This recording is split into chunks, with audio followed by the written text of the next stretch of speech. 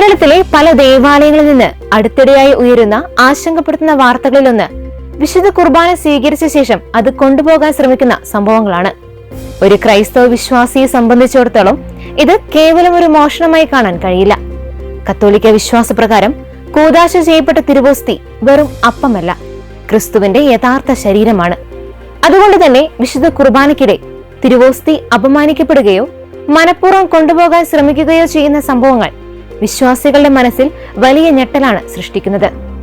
എന്തിനാണ് ചിലർ വിശുദ്ധ കുർബാന സ്വീകരിച്ച ശേഷം തിരുവോസ്തി കൊണ്ടുപോകുന്നത്?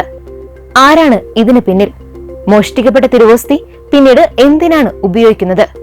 ബ്ലാക്ക് മാസ് പോലുള്ള ആചാരങ്ങൾക്കാണോ അതോ മറ്റെന്തെങ്കിലും ലക്ഷ്യത്തിനോ? ഈ കഴിഞ്ഞ ദിവസം പാലാ പിറവിത്താനം സെന്റ് അഗസ്റ്റിൻ ഫൊറോന പള്ളിയിൽ നടന്ന സംഭവം വീണ്ടും ഉയർത്തുന്ന ചോദ്യം ഇത് തന്നെയാണ്. പാലാ പിറവിത്താനം പള്ളിയിൽ ഇടവക വികാരി ഫാദർ ജോർജ് വെളുപ്പറമ്പിൽ വിശുദ്ധ കുർബാന കൊടുക്കുന്ന സമയത്ത് അസ്വാഭാവികമായ രീതിയിൽ കുർബാന സ്വീകരിക്കുന്നത് കണ്ടപ്പോൾ സംശയം തോന്നിയ വൈദികൻ തിരുവോസ്തി സ്വീകരിച്ച വ്യക്തിയിൽ നിന്ന് അത് തിരിച്ചു മേടിക്കുകയായിരുന്നു. തുടർന്ന് പള്ളിക്ക് പുറത്തുപോയ വ്യക്തിയെ ഇടവക വിശ്വാസികൾ തടഞ്ഞു നിർത്തി. ചുവന്ന ഇന്നോവ കാറിലെത്തിയ 5 അംഗ സംഘത്തെയാണ് വിശ്വാസികൾ പിടികൂടി പോലീസിനെ ഏൽപ്പിച്ചത്. സംഭവത്തെക്കുറിച്ച് പോലീസ് അന്വേഷണം ആരംഭിക്കുകയും ചെയ്തിട്ടുണ്ട്. ഈ സംഭവത്തിന്റെ യഥാർത്ഥ ഉദ്ദേശം അന്വേഷണത്തിലൂടെയാണ് വ്യക്തമാകേണ്ടത്. ഇതിനു മുമ്പും എറണാകുളം തേവരയിലെ ഒരു പള്ളിയിൽ സമാനമായ ആശങ്കയുണ്ടാക്കിയ സംഭവം ഉണ്ടായതും അതിന്റെ CCTV ദൃശ്യങ്ങളും നമ്മൾ കണ്ടതാണ്. വിശുദ്ധ കുർബാന സ്വീകരിച്ച വ്യക്തി തിരുവോസ്തി ഭക്ഷിക്കാതെ കയ്യിൽ കൊണ്ടുപോകുന്നത് കണ്ട് സംശയം തോന്നിയതിനെ തുടർന്ന് വൈദികൻ തിരികെ വിളിക്കുകയും തിരുവോസ്തി തിരിച്ചു മേടിക്കുകയുമാണ് ഉണ്ടായത്. 2 സംഭവങ്ങളിലും ഒരു കാര്യം നമ്മൾ ശ്രദ്ധിക്കണം. തിരുവോസ്തി സ്വീകരിച്ച ശേഷം അത് വായിൽ സ്വീകരിക്കാതെ കൊണ്ടുപോകാൻ ശ്രമിക്കുന്നതോ വിശുദ്ധ കുർബാനയെ മനഃപൂർവ്വം അപമാനിക്കുന്നതോ സാധാരണ വിശ്വാസിയുടെ പ്രവൃത്തിയായി കാണാനാവില്ല. പാലായിൽ നടന്ന സംഭവത്തിൽ ഇത് അക്രൈസ്തവരാണ് എന്ന് തെളിയിക്കപ്പെട്ടിട്ടുമുണ്ട്. പക്ഷേ ഇവിടെയെല്ലാം ഏറ്റവും പ്രധാനപ്പെട്ട ഒരു ചോദ്യം, എന്തിനാണ് ഇവർ തിരുവോസ്തി കൊണ്ടുപോകുന്നത്? ഇതിന് പല സാധ്യതകളും ഉണ്ടാകാം. ചില സന്ദർഭങ്ങളിൽ വിശ്വാസത്തെ അപമാനിക്കാനുള്ള മനഃപൂർവമായ ശ്രമം, മറ്റു ചിലപ്പോൾ ക്രൈസ്തവ വിശ്വാസത്തോടുള്ള വിരോധം, പ്രകോപനം അല്ലെങ്കിൽ മറ്റെന്തെങ്കിലും ഉദ്ദേശവും ഉണ്ടാകാം.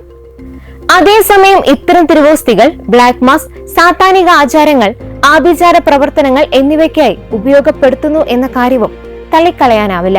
കാരണം കേരളത്തിൽ കൊച്ചി കേന്ദ്രീകരിച്ച് ഇത്തരം കറുത്ത കുർബാനകൾ നടക്കുന്നതായി റിപ്പോർട്ട് ചെയ്യപ്പെട്ടിട്ടുള്ളതാണ്. എന്താണ് കറുത്ത കുർബാന അഥവാ ബ്ലാക്ക് മാസ്? ക്രിസ്തീയ ദിവ്യബലിയെ വികലമാക്കിയും ദൈവനിന്ദപരമായ രീതിയിലും സാത്താൻ ആരാധനയ്ക്കായി നടത്തുന്ന ഒരു ആചാരമാണ് ഇത്. ലത്തീൻ കുർബാനയിലെ പ്രാർത്ഥനകളും ചടങ്ങുകളും വിപരീതമായി ചൊല്ലിയും അവഹേളിച്ചുമാണ് ഇത് നടത്തുന്നത്. ദൈവത്തെയും ക്രിസ്തുമതത്തെയും നിന്ദിച്ച് സാത്താനെ പ്രീതിപ്പെടുത്തുക, അതാണ് ഈ കറുത്ത കുർബാനയുടെ ലക്ഷ്യം. എന്നാൽ ഇവിടെ ഒരു കാര്യം വളരെ വ്യക്തമായി പറയേണ്ടതുണ്ട്. ഒരു വ്യക്തി തിരുവോസ്തി കൊണ്ടുപോകാൻ ശ്രമിച്ചു എന്ന കാര്യം മാത്രം അടിസ്ഥാനമാക്കി അയാൾ ബ്ലാക്ക് മാസിനായി തന്നെയാണ് ഇത് കൊണ്ടുപോയതെന്ന് ഉറപ്പിച്ചു പറയാൻ കഴിയില്ല. അതിന് തെളിവും അന്വേഷണവും ആവശ്യമാണ്. അതുകൊണ്ട് ഇത്തരം സംഭവങ്ങളിൽ ഊഹാപോഹങ്ങളെക്കാൾ വസ്തുതകൾക്ക് പ്രാധാന്യം നൽകണം. എങ്കിലും സഭയുടെ കാഴ്ചപ്പാടിൽ ഇത് ഗൗരവമുള്ള വിഷയമാണ്. കാരണം വിശുദ്ധ കുർബാനയെ ക്രൈസ്തവർ അതീവ ആദരവോടെയാണ് കാണുന്നത്. അതിനാൽ തിരുവോസ്തി മനഃപൂർവ്വം അപമാനിക്കപ്പെടാതിരിക്കാൻ പള്ളികളിൽ ആവശ്യമായ ജാഗ്രതയും ശുശ്രൂഷാ രീതികളും ഉണ്ടാകേണ്ടത് പ്രധാനമാണ്. ഇനിയും ഇത്തരം സംഭവങ്ങൾ നമ്മുടെ ദേവാലയങ്ങളിൽ ആവർത്തിക്കാതിരിക്കാൻ നമ്മൾ എന്ത് ചെയ്യണം? ആദ്യമായി വിശുദ്ധ കുർബാന വിതരണം ചെയ്യുന്ന വൈദികരും സന്യസ്തരും ഓരോ വിശ്വാസിയും തിരുവോസ്തി സ്വീകരിക്കുന്നത് എങ്ങനെയെന്ന് ശ്രദ്ധിക്കണം. പ്രത്യേകിച്ച് കൈകളിൽ സ്വീകരിക്കുന്ന രീതിയാണെങ്കിൽ തിരുവോസ്തി വായിൽ സ്വീകരിച്ചുവെന്ന് ഉറപ്പാക്കാൻ ആവശ്യമായ ശ്രദ്ധ നൽകണം. അസാധാരണമായ പെരുമാറ്റം ശ്രദ്ധയിൽപ്പെട്ടാൽ വിശ്വാസത്തെ അപമാനിക്കുന്ന തരത്തിലുള്ള പ്രതികരണങ്ങളിലേക്ക് പോവാതെ സമാധാനപരമായി ഇടപെടുകയും ആവശ്യമെങ്കിൽ പള്ളി അധികാരികളെയും പോലീസിനെയും അറിയിക്കുകയും ചെയ്യണം. രണ്ടാമതായി, വിശ്വാസികൾക്കും ഇതിൽ വലിയ ഉത്തരവാദിത്തമുണ്ട്. സംശയകരമായ സാഹചര്യം കണ്ടാൽ സ്വയം അക്രമത്തിലേക്ക് പോവുകയോ ആളുകളെ ആക്രമിക്കുകയോ ചെയ്യാതെ ഉത്തരവാദിത്തത്തോടെ വൈദികരെയോ പള്ളി അധികൃതരെയോ അറിയിക്കുകയാണ് വേണ്ടത്. മൂന്നാമതായി, ഇത് വെറും സുരക്ഷയുടെ വിഷയം മാത്രമല്ല, വിശുദ്ധ കുർബാനയുടെ അർത്ഥം മനസ്സിലാക്കുന്നതിന്റെ വിഷയവുമാണ്. കുട്ടികൾക്കും യുവാക്കൾക്കും മുതിർന്നവർക്കും വിശുദ്ധ കുർബാന സ്വീകരിക്കേണ്ട രീതിയും അതിന്റെ ആത്മീയ പ്രാധാന്യവും സഭയിൽ കൂടുതൽ ബോധ്യപ്പെടുത്തേണ്ടതുണ്ട്.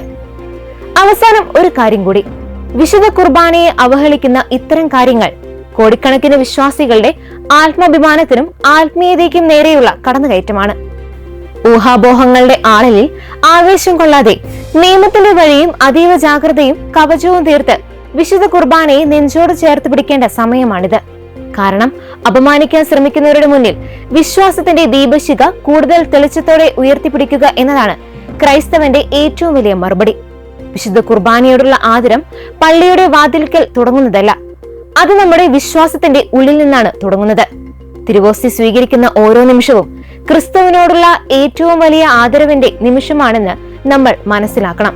അതുകൊണ്ട് തന്നെ വിശുദ്ധ കുർബാനയെ അപമാനിക്കുന്ന ഏത് ശ്രമത്തെയും സഭയും വിശ്വാസികളും ജാഗ്രതയോടെ, സമാധാനത്തോടെയും നിയമപരമായ രീതിയിലും നേരിടണം.